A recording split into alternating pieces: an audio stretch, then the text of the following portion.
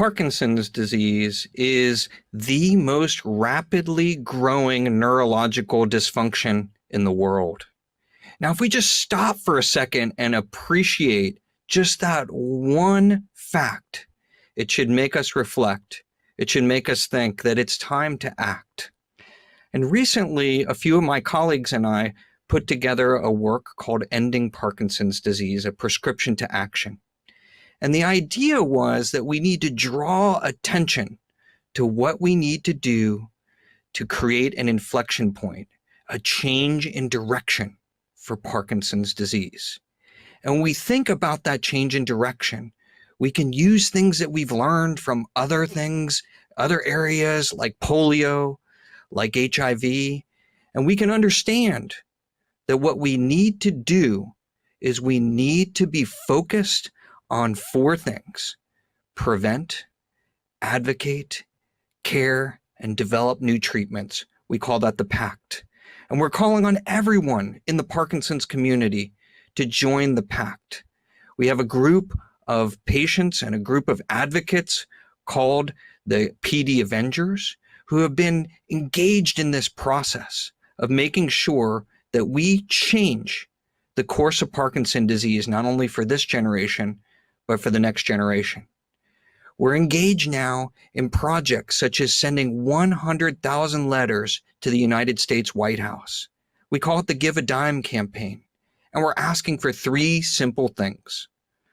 One, we need to ban chemicals and pesticides like paraquat that we know are associated with the later onset of Parkinson's disease. Two, we need to make telemedicine permanent.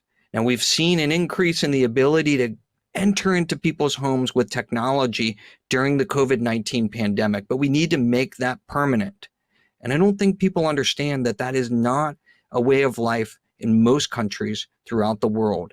We need to change the paradigm and bring the care to the person with Parkinson, to the family with Parkinson.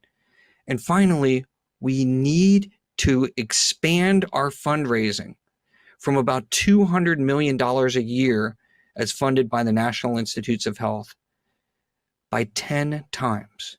To bend that curve in HIV research, it took $3 billion. So $200 million a year is just not going to be enough. So we're calling for a 10 times increase in funding for Parkinson. Now, there are so many people worldwide who are suffering. There are so many people who are taking the challenge every day with Parkinson. And there are so many more, as we've seen a doubling between 1990 and 2015, and we'll see another doubling from 2015 to 2040. We must act. We must act now before healthcare systems collapse. We must act now before more people are afflicted. We must act now to help to make sure that we're providing the right care for folks who have Parkinson and for family members and for people who are affected. It's so important. And so my message to you today, and we're talking about World Parkinson Day, is that we need to come together. We need unity. It isn't going to be one scientist. It isn't going to be one doctor. It isn't going to be one healthcare professional, one physical therapist, one occupational therapist, one speech therapist, one social worker. It's going to take all of us in a collective effort to move the needle and to make sure that we're protecting this generation and the next. So I wish you a happy World Parkinson Day, but I also challenge you to get involved. I challenge you to lace up your shoes.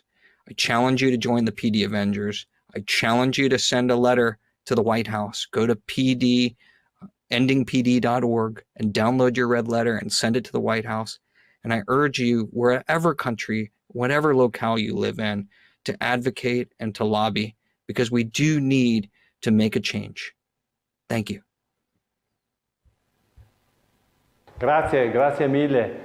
C'è una domanda che vorrei fare, che ho già fatto a qualche altro medico prima di lei, neurologo prima di lei, che vorrei ripetere. Secondo lei perché c'è stato questo grande aumento dei casi dal 2015 ad oggi delle persone con il Parkinson, della malattia di Parkinson? Yeah, so the numbers of people that are expanding with Parkinson, it's not just a function of aging. And when we wrote the book, Ending Parkinson Disease, A Prescription for Action, Ray Dorsey really dug into this issue. And it turns out that it's not just aging. Now, aging is the leading risk factor for Parkinson's. So as we make people live longer, we're going to see more cases. But it has to do with more than aging. Aging is not the only factor. And so one of the things that we're very focused on and we're extremely worried about is the industrialization. And so in the 1800s and in the 1900s, we've really become an industrialized society. This is worldwide. And with industrialization, we've changed our environment. And with changes in the environment, we now see paper after paper, research study after research study showing links to the later occurrence of Parkinson. 20 years ago, I would have said in my lab, I'm not too worried about this. Now that I've seen research paper after research paper, what we call replication in science, we need to pay attention to this. We need to pay attention to areas where we may be getting in our own way. Grazie, grazie mille, grazie professor Okun, è stato veramente molto gentile intervenire quest'oggi per questa giornata mondiale del Parkinson. La ringrazio ancora, ci vediamo il prossimo anno. See you next year. Thank you.